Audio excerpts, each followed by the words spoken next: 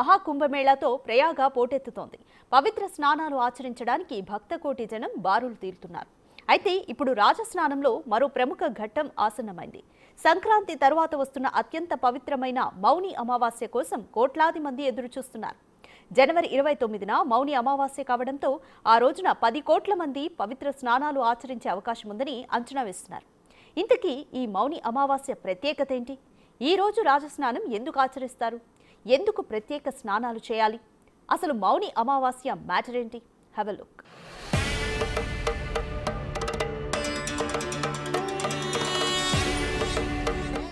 కుంభమేళాలో స్నానం అతి ముఖ్యమైన ఆచారం. అయితే మకర సంక్రాంతి నుండి ప్రారంభించి ప్రతిరోజు సంగమంలో స్నానం చేయడం పవిత్రంగా భావిస్తారు. ఇందులో కూడా కొన్ని ప్రత్యేకమైన పవిత్ర స్నాన తేదీలున్నాయి. వీటిని అమృత స్నానమని పిలుస్తారు. జనవరి 29న జరిగి మౌని అమావాస్య మహాకుంభమేళాలో 3వ పవిత్రమైన తేదీ అవుతుంది. కుంభమేళాలు 5 శుభ తేదీలు ఉండగా మొదటి 2 రోజులు జనవరి 13న పౌష్ పూర్ణిమ, జనవరి 14న మకర సంక్రాంతి ఉంటాయి. అయితే వీటి తర్వాత వచ్చేదే జనవరి 29న మౌని అమావాస్య. ఇక ఫిబ్రవరి నెల మరో 3 రోజులు కూడా ప్రత్యేకమైన స్నానాలను ఆచరిస్తారు. ఈ 3 రోజులు ఫిబ్రవరి 3 అంటే బసంత పంచమి రోజు, ఫిబ్రవరి 12 అంటే మాఘి పూర్ణిమ, ఫిబ్రవరి 26 అనగా మహాశివరాత్రి రోజున అమృత స్నానాలు ఆచరిస్తారు. అయితే వీటన్నిటిలో మౌని అమావాస్య రోజును అందరూ అత్యంత పవిత్రమైనదిగా భావిస్తారు. అందుకే మౌని అమావాస్య రోజున జరిగి మహాకుంభమేళా అమృత స్నానం సందర్భంగా ప్రయాగ్రాజ్లో 11 కోట్లకు పైగా భక్తులు స్నానమాచరిస్తారని ఉత్తరప్రదేశ్ ప్రభుత్వం తెలిపింది. ఈ విషయంలో జనసమూహాన్ని, ట్రాఫిక్ ను సమర్థవంతంగా నిర్వహించడానికి సమగ్ర చర్యలు తీసుకుంటున్నట్లు ప్రభుత్వం తెలిపింది. నిజానికి అమావాస్య తిథిని హిందూ మతంలో చాలా పవిత్రంగా భావిస్తారు. హిందూ మతంలో అమావాస్య ప్రతి నెల 15వ రోజున వస్తుంది. కాగా మాఘమాసంలో వచ్చే అమావాస్యను మౌని అమావాస్య అంటారు. కానీ మౌని అమావాస్య హిందూ మతంలో చాలా పవిత్రమైనదిగా పరిగణించబడుతుంది. మౌని అమావాస్య నాడు స్నానం చేసి దానం చేయడం వల్ల పుణ్య ఫలితాలు లభిస్తాయని హిందువులు నమ్ముతారు. అయితే ఇంత పవిత్రమైన మౌని అమావాస్య ఈ సంవత్సరం జనవరి 28న సాయంత్రం 7:35 ప్రారంభమవుతుందని అంటున్నారు. అప్పటి నుండి మరుసటి రోజు అంటే జనవరి 29 సాయంత్రం 6:05 మౌని అమావాస్య గడియలు ముగుస్తాయి. కాబట్టి జనవరి 29న మౌని అమావాస్యను జరుపుకుంటారు. ఈ రోజున మౌని అమావాస్య ఉపవాసం కూడా పాటిస్తారు. మహాకుంభంలో 2వ అమృత స్నానం కూడా చేస్తారు. అందుకే ఈ రోజున ప్రయాగ మొత్తం భక్త జనసంద్రమవుతుందని భావిస్తున్నారు. అయితే మౌని అమావాస్య నాడు పితృదేవతలకు నైవేద్యాలు, పిండం దానాలు కూడా చేస్తారు. ఈ రోజున గంగా స్నానం చేయడం చాలా ప్రాముఖ్యతను కలిగి ఉంది. మౌని అమావాస్య నాడు గంగానదిలో స్నానం చేయడం అమృతంలో స్నానం చేయడంతో సమానమని భావిస్తారు. మౌని అమావాస్య నాడు గంగానదిలో స్నానం చేసేవారికి అమృతంలో స్నానం చేసినంత ప్రయోజనాలు లభిస్తాయని అంటారు. పురాణాల ప్రకారం గంగానదిలో స్నానం చేయడం పవిత్రత, సముద్ర మథనానికి సంబంధించినదిగా చెప్తారు. సముద్ర మథనం సమయంలో అమృతపు కుండ ఉద్భవించింది. దీని గురించి దేవతలకు, రాక్షసులకు మధ్య అమృత కలశం విషయంలో గొడవ జరిగింది. ఈ సమయంలో కలశం నుండి కొన్ని అమృతపు చుక్కలు ప్రయాగ్రాజ్, హరిద్వార్, ఉజ్జయిని, నాసిక్లలో పడ్డాయి.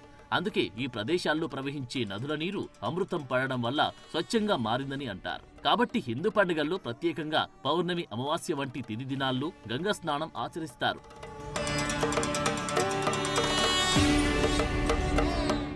ఇక మౌని అమావాస్య అనేది పవిత్ర నిశ్శబ్దం, అంతర్గత శుద్ధీకరణకు ప్రతీకగా ఉంటుంది. మౌని అనే పదం మౌన నుండి వచ్చింది, అంటే నిశ్శబ్దం.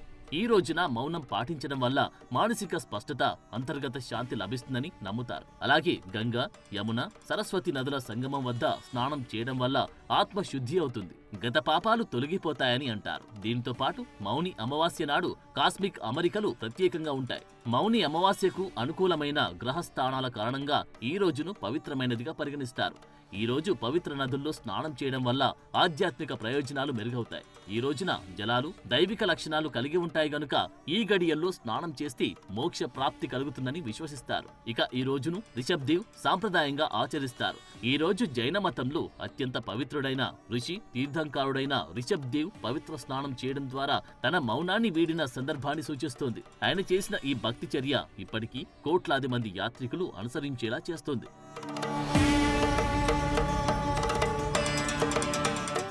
మరోవైపు మౌని అమావాస్య నాడు నాగసాధువులు, అకారాలు షాహీ స్నానం ఆచరిస్తారు. పవిత్ర జలాలు మొదట స్నానం చేసి వివిధ అకారాలకు చెందిన సాధువుల ఉత్సవ ఊరేగింపుతో పాటు షాహీ స్నానం ప్రారంభమవుతుంది. వారి రాచరిక ఊరేగింపు రోజున ఆధ్యాత్మిక పర్వదినమని నమ్ముతారు. అందుకే ఈ ఆచారంలో పాల్గొనడానికి ప్రజలు పోటెత్తుతారు. అలాగే ఈ రోజున సామూహిక తీర్థయాత్రలు ఎక్కువగా జరుగుతాయి. కుంభమేళ సమయంలో మౌని అమావాస్య యాత్రికులు భారీ సంఖ్యలో వస్తారు. ఈ రోజున స్నానం చేయడం వల్ల కర్మ శుద్ధీకరణ కావడమే కాకుండా పూర్వీకులకు ప్రయోజనం చేకూరుతుందని, వారికి మోక్షం కలుగుతుందని నమ్ముతారు. అలాగే ఈ ప్రత్యేకమైన అమావాస్య గడియల్లో అహంకార ప్రక్షాళన, ఆధ్యాత్మిక పునర్జన్మ కలుగుతుందని విశ్వసిస్తారు. మౌని అమావాస్య స్నానం వ్యక్తిలోని అహంకారాన్ని, ప్రాపంచిక అనుబంధాలను త్యజించడాన్ని కూడా సూచిస్తోంది. అందుకే మౌని అమావాస్య నాడు తీర్థయాత్రికులు సరికొత్తగా ఆధ్యాత్మిక పునరుజ్జీవనాన్ని అనుభవిస్తారు.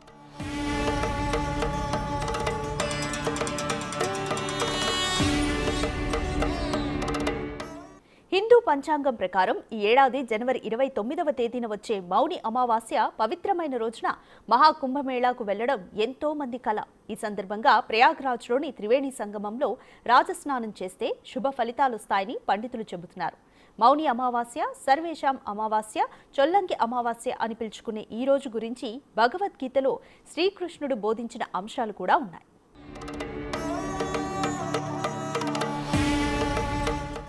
మహాకుంభమేళాలో జనవరి 13 నుంచి ఫిబ్రవరి 26న మహాశివరాత్రి వరకు కూడా పుణ్యస్నానాలు ఆచరిస్తారు. అయితే ఇందులో విశేషంగా చేసే రాజస్నానానికి ఓ ప్రాముఖ్యత ఉంది.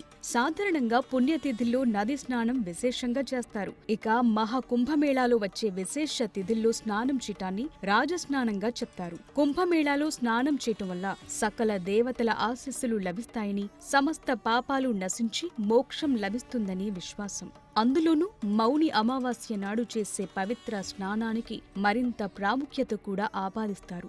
అలాగే సుమారు 70 ఏళ్ల తరువాత మౌని అమావాస్య రోజున అనేక శుభయోగాలు కలిసి మహాయోగంగా ఏర్పడుతున్నాయి. అందుకే ఈ ఏడాది వచ్చిన మౌని అమావాస్య మరింత ప్రత్యేకత సంతరించుకుంది. ఈ రోజు సర్వార్థ సిద్ధియోగం, వినాయక, అమృత్, హంస, మాలవ్య వంటి శుభయోగాల కలయిక ఏర్పడబోతోందట.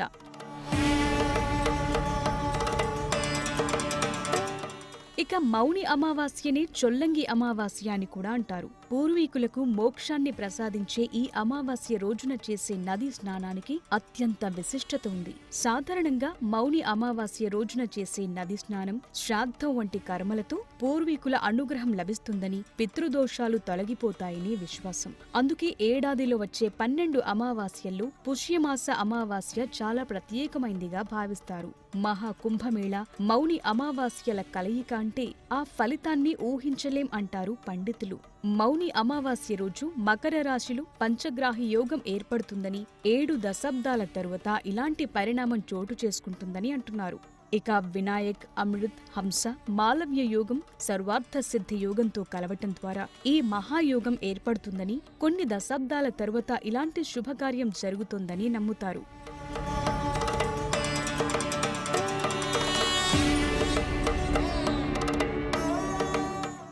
మౌని అమావాస్య రోజున ఆకాశంలో చంద్రుడు కనిపించడు. సాధారణంగా ఈ అమావాస్యకు చంద్రుడు కనిపించడని మనకు తెలుసు. అయితే ఆ రోజున ఏవైనా నిర్ణయాలు తీసుకున్నా, ఏవైనా మాటలు మాట్లాడినా అనుకూలమైన ఫలితాలు రావట. శ్రీకృష్ణుడు భగవద్గీతలో చెప్పినట్లు మనిషి మనసే మనిషికి నిజమైన స్నేహితుడు. అందుకు సరిగ్గా శిక్షణ ఇస్తే అదే నియంత్రణలో ఉంటుంది.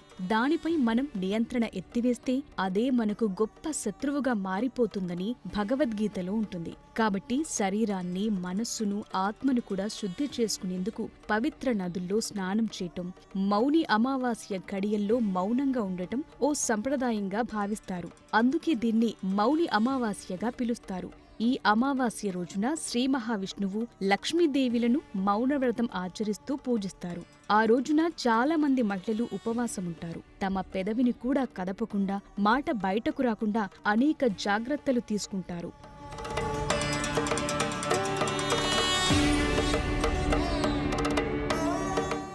ఇక మౌని అమావాస్యకు మరో పేరు కూడా ఉంది.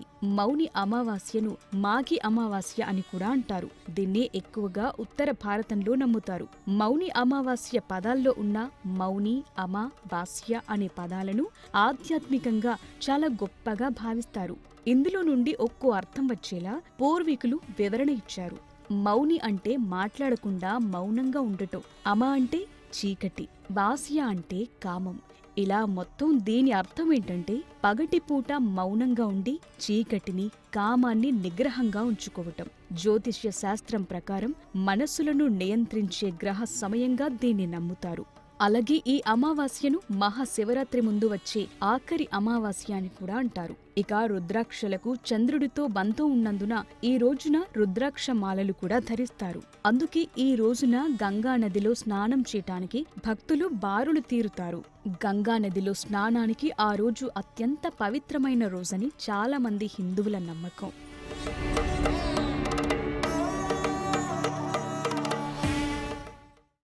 ఇది ఇవాల్టి special focus. Keep watching big TV.